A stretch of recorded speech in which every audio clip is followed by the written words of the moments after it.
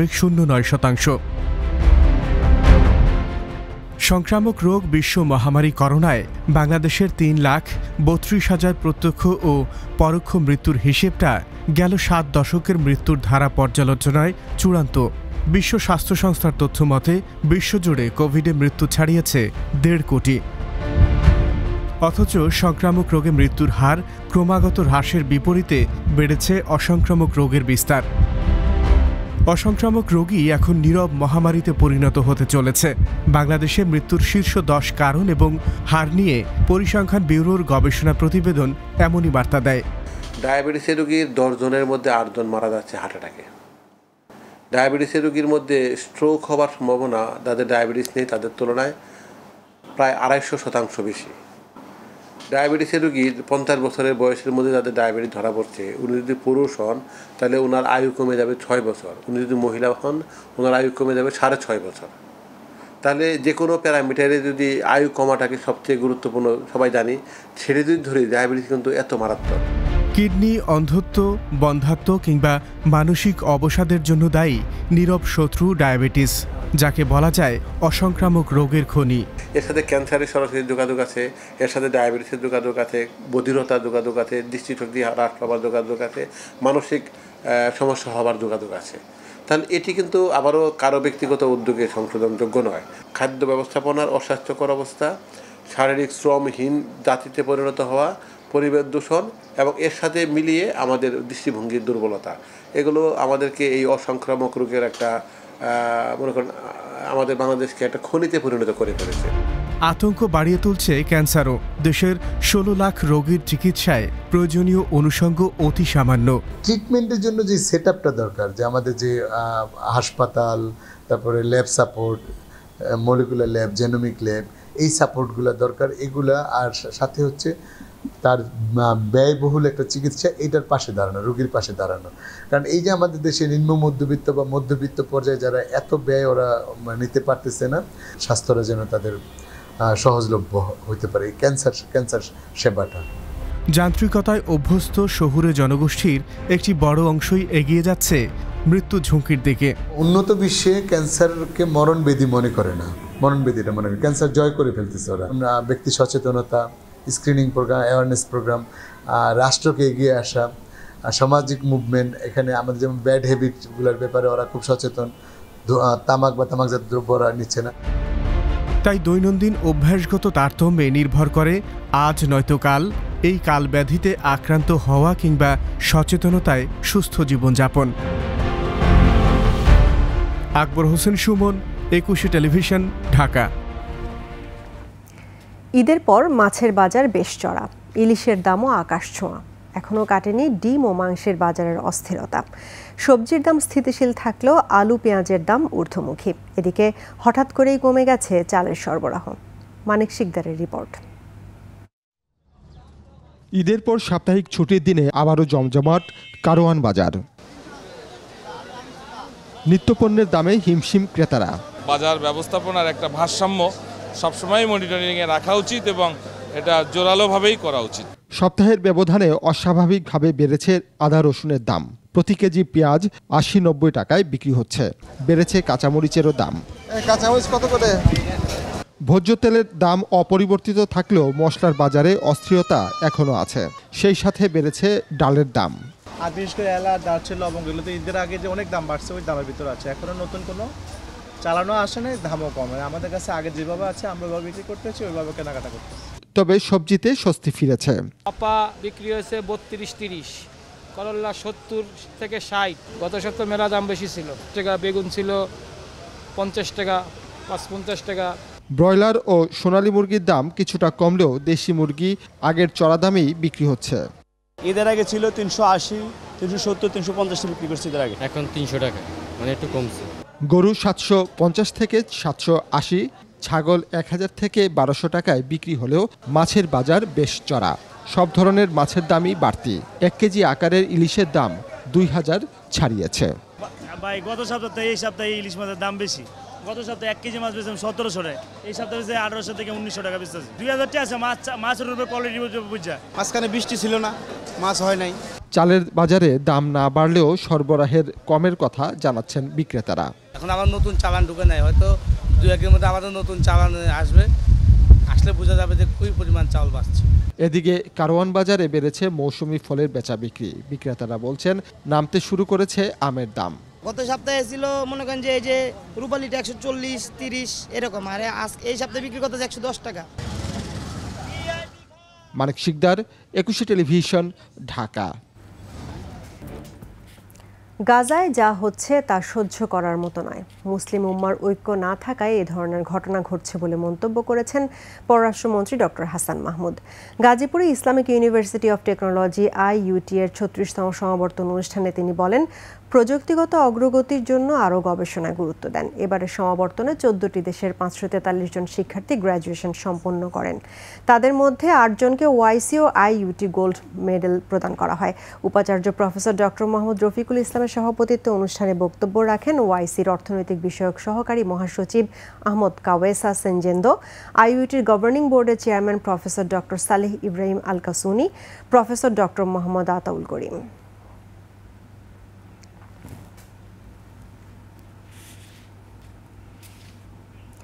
চট্টগ্রাম নগরের রিয়াজউদ্দিন বাজারে মোহাম্মদিয়া প্লাজার 5তলা মার্কেটে আগুনে 3 জনের মৃত্যু হয়েছে। আগুনের ধোঁয়ায় অসুস্থ 2 জনকে হাসপাতালে ভর্তি করা হয়েছে। রাত 1:30টার দিকে আগুনের সূত্রপাত হয়েছে বলে ধারণা করা হচ্ছে। ইফরাজ নূরের ক্যামেরায় একরামুল হকের প্রতিবেদন, জানাচ্ছেন মাসুম আলিসা। শুক্রবার মধ্যরাতে রিয়াজউদ্দিন বাজারের মোহাম্মদিয়া প্লাজায় এই আগুন লাগে। আগুনের ধোঁয়ায় শ্বাসরুদ্ধ হয়ে 3 জন মারা যায়। প্রত্যক্ষদর্শীরা জানায় আগুন কুণ্ডলী হয়ে ছড়িয়ে পড়ে এবং এক পর্যায়ে গোটা মার্কেট ধোঁয়ায় আচ্ছন্ন হলে 3 জন শ্বাসরুদ্ধ হয়ে মারা যায়। বৈদ্যুতিক শর্ট সার্কিট থেকে দোকানটিতে আগুন লাগে বলে ধারণা করা হচ্ছে। যে লোক 3 জন মারা গেছে মূলত এখানের উপরে বিল্ডিংয়ের উপরে বেসালার বাসা রয়েছে, আপনারা জানেন, কিন্তু ধোঁয়ার কারণে যারা এরা বেসালা বাসাতে ঘুম ছিল সেই জন্য হয়তো তারা বুঝতে পারে নাই। বাড়িয়ে গেছি, বলতেছে দোকানে আগুন লাগছে নিচে 2 তলায়। তখন আমি শুনছি আর কেউ 5 তলায় থাকে, আমি বলছি তুই 6 তলায়। ফায়ার সার্ভিসের 8টি ইউনিট ঘটনাস্থলে পৌঁছে প্রায় 3.5 ঘন্টার চেষ্টায় আগুন নিয়ন্ত্রণে আনে। 4টার দিকে নিয়ন্ত্রণ, 5:30 সম্পূর্ণ নির্বাপন। এখানে ধার্য বস্তু, কারণ মোবাইলে প্লাস্টিক, পলিথিন এবং ব্যাটারি, বারুদ, এই ধরনের কেমিক্যাল থাকে এখানে। রিয়াজউদ্দিন বাজারের বিভিন্ন মার্কেটে আলো বাতাস ঢোকার পথ নেই এবং পানিরও কোনো ব্যবস্থা নেই। মাসুম আলিসা, 21 টেলিভিশন। এখনও পানিবন্দী সিলেট অঞ্চলের লাখো মানুষ। পানি ধীরে নামায় দুর্ভোগ কমছে না। সিলেট জেলায় প্রায় 6 লাখ মানুষ এখনও পানিবন্দী। এদিকে মৌলভীবাজারে জলাবদ্ধতায় বাড়ছে বানভাসী মানুষের দুর্ভোগ। 3 উপজেলার প্রায় 2 লাখ মানুষ এখনও বন্যা কবলিত। সিলেট বিভাগীয় প্রতিনিধি ও মৌলভীবাজার প্রতিনিধি তথ্য ছবিতে মাসুম আলিসার প্রতিবেদন। 17 জুন থেকে পানিবন্দী সিলেট জেলার কুশিয়ারা অববাহিকার উপজেলাগুলো। এর মধ্যে ওসমানীনগর ও বালাগঞ্জে এসে নামছে মৌলভীবাজারের হাকালুকি হাওরের পানি। তবে পানি নামার গতি খুব কম। বন্যার্ত মানুষেরা নৌকা ছাড়া চলাচল করতে পারছেন না। এসব উপজেলার হাজার হাজার মানুষ এখনো আশ্রয় কেন্দ্রে বসবাস করছেন। মানে বাচ্চা হাচ্চা লইয়া খুব অসহায়ের মাঝে আছে, কোনো সামঘাত নাই, টাকা পয়সা আতো নাই। বাটারের পানি মারিয়া গেল, অনকুও পানি মারিয়া যায়। আমরা গোড়দুয়ারের হাল অবস্থা খুব বেশি খারাপ। সিলেট জেলার প্রশাসন ও ব্যক্তি উদ্যোগে দেয়া হচ্ছে ত্রাণ সহায়তা। তবে খাদ্য সংকট কাটিয়ে উঠতে পারলেও অনেক বাড়িঘর নষ্ট হয়ে যাওয়ায় দুর্ভোগে আছেন। অবস্থা বেশি ভালো না, তো যাইতো আমরা অন্য কোনো চেয়ারম্যান মেম্বারও খেয়াল করে না, কোনো রিলিফও দেয় না। সিলেট জেলার 10,000 মানুষ এখনও আশ্রয় কেন্দ্রে রয়েছেন। কুশিয়ারা নদীর পানি ফেঞ্চুগঞ্জ পয়েন্টে বিপদসীমার উপর দিয়ে প্রবাহিত হচ্ছে। মৌলভীবাজার জেলার 7 উপজেলার বন্যা পরিস্থিতি উন্নতির দিকে থাকলেও হাওড় এলাকার ভিন্ন রূপ। হাকালুকি হাওড় তীরবর্তী এলাকায় পানি না কমে জলাবদ্ধতায় রূপ নিচ্ছে। কুলাউড়া উপজেলা স্বাস্থ্য কমপ্লেক্সের প্রবেশমুখে রাস্তায় 2 থেকে 3 ফুট পানি। দুর্ভোগ লাঘবে স্থানীয়রা স্বেচ্ছাশ্রমে নির্মাণ করেছেন 300 ফুট লম্বা ভাসমান সেতু। মানুষের অনেক রোগ জীবাণু ছড়াইছে পচা পানির থেকে, এখন মোটামুটি পানি কমে আস্তে আস্তে। বন্যার 7 দিন পরেও সুনামগঞ্জ এবং সিলেটের পানি শুকিয়ে গেছে, কিন্তু কমল এই কুলাউড়া অবস্থার পানি শুকাইতেছে না। মৌলভীবাজারের হাকালুকি হাওর তীরের কুলাউড়া, জুড়ি ও বড়লেখা এই 3টি উপজেলার প্রায় 2 লাখ বন্যা কবলিত মানুষ এখনও চরম দুর্দশায়। মাসুম আলিসা, একুশে টেলিভিশন। দেশের উত্তর ও পূর্বাঞ্চলে কিছু এলাকায় এখনো বন্যা পরিস্থিতি চলছে। এর মধ্যেই সারা দেশে মাঝারি থেকে ভারী বৃষ্টির পূর্বাভাস দিয়েছে আবহাওয়া বিভাগ। তারা জানিয়েছে আগামী সপ্তাহ জুড়েই বৃষ্টি হতে পারে। এরই মধ্যে পাহাড়ি এলাকায় ভূমিধসের সতর্কতা জারি করা হয়েছে এবং সমুদ্র বন্দরগুলোকে ৩ নম্বর স্থানীয় সতর্ক সংকেত দেখাতে বলা হয়েছে। আবহাওয়া অফিস বলছে মৌসুমী বায়ু এবং বঙ্গোপসাগরের লঘুচাপের প্রভাবে রংপুর, ময়মনসিংহ, চট্টগ্রাম, বরিশাল ও সিলেট বিভাগের প্রায় সব জায়গায়, ঢাকা, রাজশাহী ও খুলনা বিভাগের অনেক এলাকায় অস্থায়ী দমকা হাওয়া সহ হালকা থেকে মাঝারি ধরনের বৃষ্টি, বজ্রসহ বৃষ্টি হতে পারে। সেই সাথে দেশের কোথাও কোথাও ভারী বর্ষণের আশঙ্কা রয়েছে।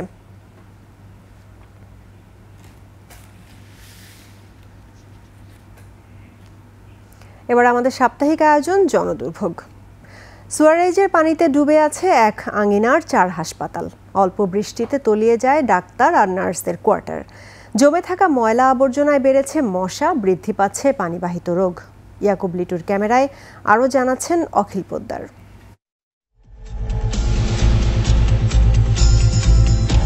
গেল এক সপ্তাহ ধরেই হাসপাতালের উঠোন জুড়ে থই থই পানি।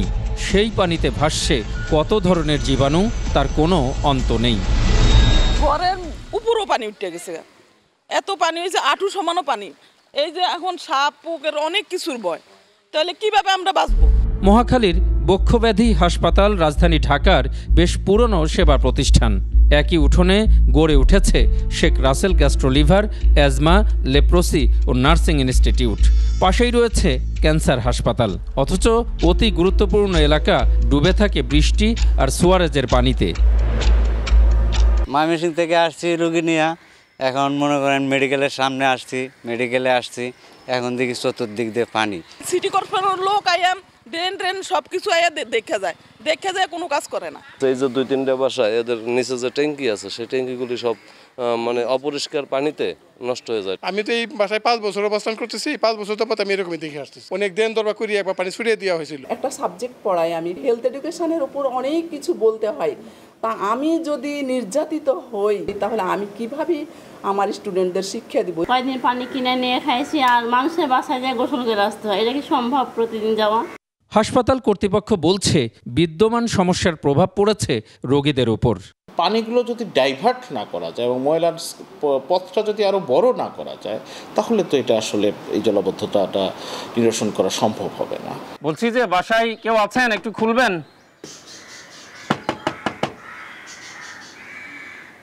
ভুক্তভোগীদের অভিযোগ, হাসপাতাল পরিচালকদের কোনোই মাথা ব্যথা নেই। আবাসিক স্টাফ আর রোগীর স্বজনেরা বহুবার বললেও কথা শোনেনি বক্ষব্যাধি কর্তৃপক্ষ, যে কারণে দুর্বিষহ যন্ত্রণা সহ্য করেই চিকিৎসা সেবা দিয়ে যাচ্ছেন ডাক্তার, নার্স সহ অন্যরা। আপনি তো নিজে ডাক্তার এখানকার, তো ডাক্তার নার্স যদি এরকম ডুবে থাকে, আমি তো হাসপাতালে কনসেন্ট্রেট করতে পারতেছি না। বাসা থেকে বারবার ফোন দিচ্ছে, বাসার সামনে পানি জমে আছে, মানে অতিষ্ঠ হয়ে গেছি। আমি নিজের কাজ ঠিক মতো করতে পারতেছি না। খাওয়ার পানি ট্যাঙ্কের মধ্যে ড্রেনে পানি ঢুকে জায়গা, মানে চলাফেরা তো মুশকিল আছে। খাওয়ার পানিও আমাদের বাইরে থেকে কিনে আনতে হয়। এই অথই পানির মাঝে ডুব দিয়ে আমরা এই ড্রেনের মুখ ছাড়াইয়া এই জলাবদ্ধতা পানি নিষ্কাশন করছি। মহাখালী ক্যান্সার বক্ষব্যাধি হাসপাতালের আঙিনায় রয়েছে 5টি সেবামূলক প্রতিষ্ঠান। সেই প্রতিষ্ঠানগুলোর ডাক্তার আর নার্সদের বাসস্থান ডুবে থাকে মাসের পর মাস। প্রিয় দর্শক, আপনার চারপাশে নানা সমস্যা আর ভোগান্তির চিত্র তুলে ধরবে 21শে টেলিভিশন। এসব তথ্য জানাতে ফোন করুন, এই নম্বরে পৌঁছে যাব। আমি অখিল পোদ্দার, আর 21শে টেলিভিশনের ক্যামেরা আপনাদের দুর্ভোগ দুর্দশায় সবসময় পাশে আছে 21শে টেলিভিশন। আদালতের আগেই মিডিয়া ট্রায়ালের সংস্কৃতি নিয়ে উদ্বেগ প্রকাশ করেছেন প্রধান বিচারপতি ওবায়দুল হাসান। মুক্তিযুদ্ধ বিষয়ক সাংবাদিকতার জন্য বজলুর রহমান স্মৃতি পদক প্রদান অনুষ্ঠানে তিনি কথা বলেন। তিনি আরও বলেন, গণমাধ্যমের সাথে বিচার বিভাগের সম্পর্ক অত্যন্ত ঘনিষ্ঠ। আদালত ও বিচার প্রক্রিয়া নিয়ে তথ্য প্রকাশের ক্ষেত্রে গণমাধ্যমের কাছে দায়িত্বশীল ভূমিকা প্রত্যাশা করেন তিনি। বলেন, অপ্রকাশযোগ্য তথ্য প্রকাশ কিংবা ভুল ব্যাখ্যা বিচার বিভাগের জন্য বিব্রতকর পরিস্থিতি তৈরি করে। বিচার ব্যবস্থায় অনিয়ম বা দুর্নীতি হলে তা গণমাধ্যমে প্রকাশিত হওয়া জরুরি বলেও মনে করেন প্রধান বিচারপতি। একটি অপ্রকাশযোগ্য সংবেদনশীল তথ্য প্রকাশ বা তথ্যের ভুল ব্যাখ্যা সমগ্র বিচার ব্যবস্থার জন্য বিব্রতকর পরিস্থিতির জন্ম দিতে পারে। আবার বিচার ব্যবস্থায় যদি কোনো অনিয়ম কিংবা দুর্নীতি হয় তা গণমাধ্যমে প্রকাশিত হওয়া জরুরি। কেননা এতে বিচার ব্যবস্থার স্বচ্ছতা, জবাবদিহিতা ও দায়বদ্ধতার জায়গাটি নিশ্চিত হয়। বিচারাধীন মামলা সম্পর্কে তথ্য প্রকাশের ক্ষেত্রে বিচার বিভাগের সর্বোচ্চ প্রতিষ্ঠান বাংলাদেশ সুপ্রিম কোর্ট বিভিন্ন সময়ে বিভিন্ন পরামর্শ প্রদান করে থাকে। বর্তমান পরিপ্রেক্ষিতে কিছু ঘটনায় আমরা কোর্ট ট্রায়ালের আগেই মিডিয়া ট্রায়ালের সংস্কৃতিতে উদ্বিগ্ন বোধ করছি। ভরা মৌসুমেও চাঁদপুরে ধরা পড়ছে না ইলিশ, আমদানি নেই মৎস্য আড়তগুলোতেও। লোকসানের শঙ্কায় জেলে আড়তদাররা। বাজারে ইলিশ না পাওয়ায় এবং দাম বেশি হওয়ায় হতাশ ক্রেতারাও। তবে মৎস্য কর্মকর্তারা বলছেন জুলাইয়ের মধ্যভাগে নদ নদীগুলোতে বাড়বে ইলিশের উৎপাদন। চাঁদপুর প্রতিনিধি নিয়ামত হোসেনের প্রতিবেদন, জানাচ্ছেন খুরশিদ আলম মুকুল। মার্চ এপ্রিল 2 মাস জাটকা সংরক্ষণ অভিযান শেষে মহাজনের দাতনের টাকায় 1 মে থেকে নদীতে নামেন জেলেরা। আশা ছিল ঝাঁকে ঝাঁকে ধরা পড়বে রূপালী ইলিশ। তবে মৌসুমের শুরু থেকেই জেলেদের জালে দেখা মিলছে না ইলিশের। এবছর অন্তত পানিরও তেমন বাড়তি নাই বা নদীতে স্রোত নাই, তারপরে দেখা গেছে বৃষ্টি নাই, ঠিক আছে, সব দিকে মিলিয়ে দিলে মাছের কোনো সাক্ষাৎ মিলে। বাচ্চা কাচ্চারা পড়াইতে এবং পিছনে যে দেনা ফেনা আছে এগুলো দিতেও কষ্ট হয়ে যাইতে আছে। চাঁদপুরের সবচেয়ে বড় মৎস্য অবতরণ কেন্দ্র বড় স্টেশন মাছঘাটে আসছে যৎসামান্য ইলিশ। গেল বছর এ সময়টাতে দিনে 1.5 থেকে 2,000 মন ইলিশ আমদানি হলেও এবার আসছে গড়ে 1.5 থেকে 200 মন ইলিশ। সাগরে 65 দিনের অভিযান চলায় আসছে না দক্ষিণাঞ্চলের ইলিশও। ইলিশের আমদানি খুবই কম, গতকালকের তুলনায় আজকে অর্ধেক মাছ নাই। যদি মাছ আমদানি হয় তাহলে আশা করি দাম অনেকটাই কমে যাবে। চাঁদপুরের ইলিশের চাহিদা বেশি থাকায় দূর দূরান্ত থেকে কিনতে আসা ক্রেতারাও হতাশ। তাজা মাছ তো একটু বেশি থাকছে, আর এদিকে দাম বেশি হয়। কেজি মাছের 1700 টাকা, সারাদিন কাম পরিশ্রম করে ভাই 600 টাকা। তবে জুলাইয়ের মাঝামাঝি থেকে পদ্মা মেঘনা ইলিশের উৎপাদন বাড়ার আশা মৎস্য বিভাগের। মা ইলিশ সংরক্ষণ যে প্রোগ্রামগুলো ছিল সেটা ভালো হয়েছে, জাটকার যে কর্মসূচি ছিল সেটাও ভালো হয়েছে। এখন এই মাছগুলো আপনারা জানেন যে জাটকা এখানে নার্সিং হওয়ার পরে আবার সাগরে যায়, পরবর্তীতে সাগর থেকে তারা যখন ফিরে আসবে তখন কিন্তু আমরা মাছটা বেশি পাবো। সরবরাহ কম থাকায় আড়তগুলোতে ইলিশ বিক্রিও হচ্ছে উচ্চ মূল্যে। খুরশিদ আলম মুকুল, 21 টেলিভিশন। সংবাদ আয়োজন শেষ করব শতবর্ষী নৌকার হাটের খবর জানিয়ে। বর্ষার শুরুতেই ঝালকাঠি পিরোজপুর 2 জেলার সীমান্তবর্তী আটঘর বাজারে জমে উঠেছে কয়েকশো বছরের ঐতিহ্যবাহী ভাসমান নৌকার হাট। প্রায় 1.5 কিলোমিটার এলাকা জুড়ে কেনাবেচায় ব্যস্ত ভাসমান নৌকার হাটে ক্রেতা বিক্রেতারা। সপ্তাহের শুক্রবার সকাল থেকে বিকেল পর্যন্ত এ হাটে চলে বিভিন্ন ধরন ও আকারের নৌকা বেচাকেনা। ঝালকাঠি প্রতিনিধি আজমির হোসেন তালুকদারের তথ্য, ছবিতে মাসুম আলিসার প্রতিবেদন। জমে উঠেছে ঐতিহ্যবাহী ভাসমান নৌকার হাট। পিরোজপুরের স্বরূপকাঠি ও ঝালকাঠি সদর উপজেলার সীমান্ত জুড়ে দেশি পেয়ারা বাগান ও সবজি চাষাবাদ ঘিরে কয়েকশো বছর ধরে এখানে চলছে নৌকা কেনাবেচা। দক্ষিণের 2 জেলার সীমান্তবর্তী আটঘর বাজার এলাকায় নয়নাভিরাম নদী আর খালে ঘেরা। এখানকার অধিকাংশ এলাকাবাসীর জীবন ও জীবিকার উৎস নৌকা। প্রতি বছরের জ্যৈষ্ঠ থেকে আশ্বিন 4-5 মাস ভরা বর্ষার মৌসুমে নৌকার চাহিদা বেড়ে যায় কয়েক গুণ। এ সময় আটঘর বাজার সংলগ্ন ভাসমান নৌকার হাটে কেনাবেচার ধুম পড়ে। বরিশাল বিভাগের আশপাশের উপজেলার প্রত্যন্ত গ্রামের সবজি ও পেয়ারা চাষিরা এই হাটে আসে নিত্য প্রয়োজনীয় বাহন, পছন্দসই নৌকা কেনার জন্য। খালের পানির ওপরে ও খালের পাড়ে সমান তালে চলে নৌকা কেনাবেচা। পার্শ্ববর্তী বেশ কয়েকটি গ্রামের কয়েকশো পরিবার এসব নৌকা বানানো ও পরিবহনের মাধ্যমে তাদের জীবিকা নির্বাহ করে। রেন্ট্রি, চাম্বল, গাব ও তুলা গাছ দিয়ে বানানো হয় এই সব নৌকা। প্রকারভেদে একটি নৌকা 2000 থেকে শুরু করে 8000 টাকায় বিক্রি করা হয়। নৌকার সাথে হাট থেকে বৈঠাও কিনে নেয় ক্রেতারা। নৌকা ব্যবসায়ীরা বছরের 6 মাস নৌকা কেনাবেচা করে এবং বাকি 6 মাস অন্য পেশায় জড়িত থাকে। বর্তমানে কাঠ, লোহা, রং ও শ্রমিকের মজুরি আগের চেয়ে বৃদ্ধি পাওয়ায় নৌকা বানানোর খরচ তুলনামূলক বৃদ্ধি পেয়েছে। রাস্তাঘাটে বাইরে চলে নৌকা দরকার, এই জন্য আমরা নৌকা। বিসিক বলছে শীঘ্রই নৌকার কারিগরদের প্রশিক্ষণ ও মূলধন সহায়তার উদ্যোগ নেওয়া হবে। বেসিকের মাধ্যমে উন্নত প্রশিক্ষণ এবং তাদের যদি আর্থিক সহায়তার প্রয়োজন হয় তাহলে বেসিক কর্তৃপক্ষ ক্ষুদ্র ঋণের মাধ্যমে এই শিল্প উদ্যোক্তাদের সহায়তা করবে। ভাসমান এই হাটকে কেন্দ্র করে ঝালকাঠি সদর উপজেলার ডুমুরিয়া, ভীমরুলি ও পিরোজপুর জেলার স্বরূপকাঠির ইন্দুরকানি, কুরিয়ানা এলাকায় সৃষ্টি হয়েছে সহস্রাধিক মানুষের কর্মসংস্থান। মাসুম আলিসা, 21 টেলিভিশন। শেষ করছি রাত 11টার 21 সংবাদ। তবে যাবার আগে ফার্স্ট সিকিউরিটি ইসলামী ব্যাংক পিএলসি সংবাদ শিরোনামগুলো জানাবো আরও একবার। ভারত বিরোধিতার নামে যারা আন্দোলনের ইস্যু খোঁজার চেষ্টা করছে তারা ভুল পথে হাঁটছে, বললেন ওবায়দুল কাদের। জাল জালিয়াতিতে 7 পাসপোর্ট, সাবেক আইজিপির বেনজির কাণ্ড। পাসপোর্ট অফিসের যাচাই বাছাই প্রক্রিয়া নিয়ে প্রশ্ন। আশঙ্কাজনক হারে বাড়ছে ডায়াবেটিস, আঘাত হানছে রোগ প্রতিরোধ ক্ষমতায়, কমছে মানুষের আয়ু। ডিম মাংসের বাজারে অস্থিরতা, ইলিশের দাম আকাশ ছোঁয়া, হঠাৎ কমেছে চালের সরবরাহ। টি-20 বিশ্বকাপের ফাইনাল ম্যাচ কাল, শিরোপার লড়াইয়ে মুখোমুখি ভারত ও দক্ষিণ আফ্রিকা।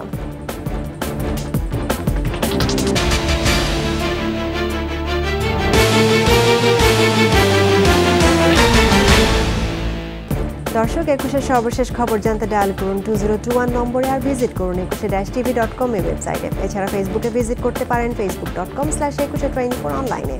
এতক্ষণ সঙ্গে থাকার জন্য ধন্যবাদ। পরবর্তী সংবাদ রাত 1টায় দেখার আমন্ত্রণ রইল। 21-এর সঙ্গেই থাকুন।